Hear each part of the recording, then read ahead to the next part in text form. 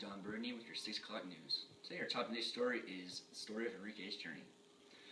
The story since 2006 that has remained relevant in 2014. We also have the exclusive interview with Enrique himself. We will also touch on the immigration debate presently. Now on to Olivia Nuzinski and Enrique himself. Hello, and here with me today is Enrique, one of the many children migrants to make the journey from Central America to the United States in search of a parent. In Sonia Nazario's best-selling book, Enrique's Journey, it follows Enrique's journey from poverty in Honduras to life with his long-lost mother in America. Enrique struggles with drugs, resentment, and disconnection with his girlfriend Maria Isabel and his daughter Jasmine. Here is the man, the myth, and the legend himself in the flesh, Enrique. Thanks for having me on today. Well, to kick things off, what was the hardest part of your journey? The hardest part was definitely just knowing if I'd never see my mother again, and this whole journey would be a waste. But at the same time, that's what kept me going. Was it hard being away from Maria, Isabel, and Jasmine, and what effect did it have on your relationships? Horribly. I missed so many important parts of my daughter's life that it ate me alive. It did make me Maria Isabel's relationship stronger, and there were times when we wouldn't even talk for months. And I know Jasmine had to relay on father figures other than myself, so I know that hurt her deeply. How was the reunion with your daughter and your girlfriend? With Maria, it made us closer, and I finally got to marry my true love. With Jasmine, sorry, it's just beautiful. I could see my daughter after having so many years. I heard that you were in jail back in 2013. What was that like, and what were you in prison for? Yes, sadly I was out partying with a bunch of friends, and I was held at risk of deportation. I was in there for 14 months, and finally, in March 2013, I was released. Thanks to my hardworking lawyers who finally got me right visas. But I still struggle with drugs and alcohol, but I'm working to change that through some hard work from my family members. And right now I'm looking to open a restaurant. It's been my dream for a while now, and I'm hoping to fulfill it. What else has happened since the book has been published? Well, my mom got married in 2010 to a boyfriend for 14 years, finally. And Mary went back to Honduras in 2009 and is with her children. Belky got married to Giovanni in 2010, but we still keep in contact with all of them through calls and text messages. What does Belky say about Honduras? Not good. Sadly, it is the second poorest country in Central America, and many people still don't have jobs. About half people are still unemployed. In July, President Obama met with the presidents of Guatemala, Honduras, and El Salvador to discuss working together to control issues with child illegal immigration. What were your thoughts on this? Well, I think he's right to try and stop the rapid increasing immigration, but the presidents of Central America make a good point by saying how President Obama needs to realize that the demand for drugs is a very significant motivator for many people to come to America. Well, thank you for coming here today with us, and good luck on the rest of your life. Thank you. Hey, you like it? I think I'm going to keep it. Good? Don! All right. Don, you're live! Don! Oh. Well, that was just incredible. Now here's Britt Tamlin on with the immigration debate. Thank you, Don. Well, with the increase in immigration today, it has been arising the question of, is immigration acceptable?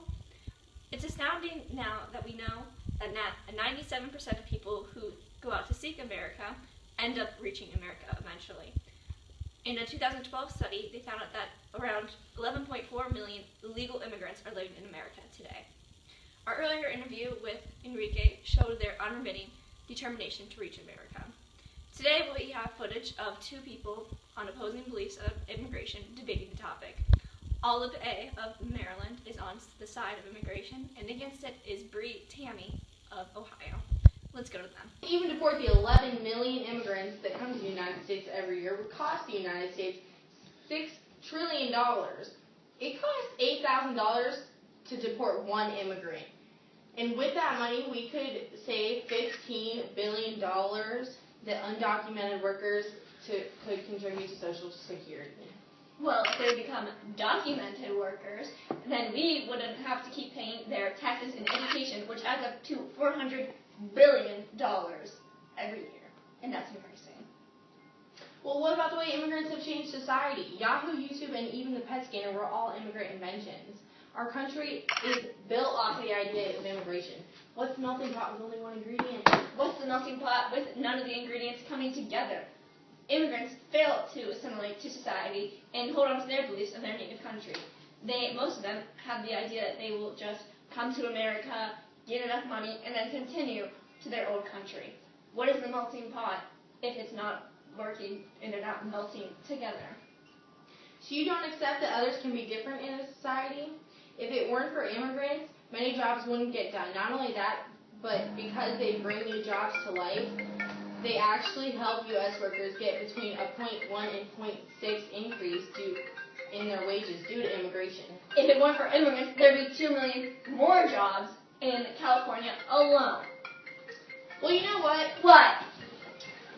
Immigration reform would make GDP increase by $1.5 trillion Did you in know 10 years. Do you know that 30% of the local, state, and federal prisons, 30% of the inmates are immigrants? 10 years. Immigrants! 30% of prisons! $1.5 trillion! Boy, that escalated quickly. I mean, that really got our hand fast.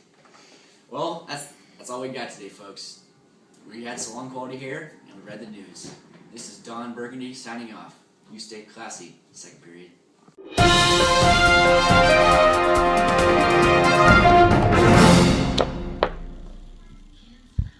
Good afternoon, this is Don Burgundy with your 6 o'clock news.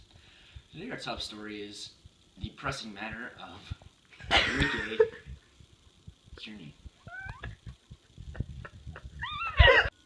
Good afternoon, this is Don Burgundy. National bestseller Enrique's Journey.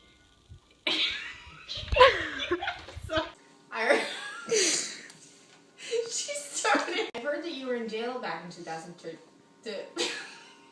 Okay, we can redo it. I was out partying with my friends, and they caught me and held me at risk for deportation. Until I was in there for 14 months, and I finally got out of March 2013. Luckily, I did end up getting my visas because of my hard-working lawyers, but I don't know why we're laughing. This isn't a laughing matter. And that was long overdue. Marion went back to Honduras in 2009. And is with her children. Lucky got married to Giovanni in 2010. With all students. It's too late, Garrett. Just yeah. Well, Garrett said. Thank you, Don. With the increase of immigration today, there has been a rising question of thank you. Can we do it again? Billion, right? Dang it. 6 trillion.